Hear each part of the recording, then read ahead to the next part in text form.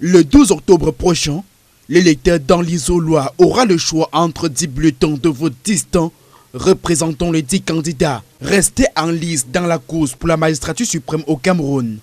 Unique femme sur les starting blocks, Patricia Tomaino Damjoya, bulletin jaune doré, la candidate de l'Union démocratique du Cameroun prône la justice, l'unité pour une nouvelle ère.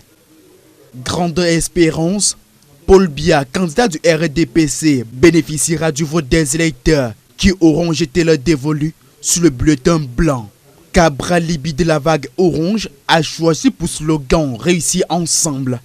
Le porte-étendard du PCRN, qui est à sa deuxième expérience à la présidentielle, espère décrocher le maximum possible de votes par le choix du bulletin orange au soir du 12 octobre 2025. Issa Chiroma Bakare, lui, entend remettre le peuple au pouvoir. Pour le candidat du FSNC, le bulletin a le jaune pâle comme couleur. Le vestron pour Bello Bouba Maïgare de l'UNDP, couleur historique du parti, qui prendra lui aussi pour une deuxième fois part à la présidentielle après l'expérience de 1992. Pierre Kwemo, le candidat du peuple et de l'espérance, a choisi quant à lui la couleur bleue pour cette échéance. Il est présenté sous la bannière de sa formation politique, l'Union des mouvements socialistes.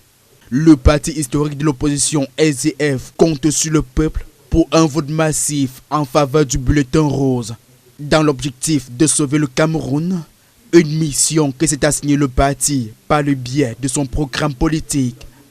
Autre candidat, Serge Espoir Matomba du PUS, avec la triptyque Rupture, Souveraineté et Liberté. Son bulletin de couleur rouge révèle la détermination pour son combat.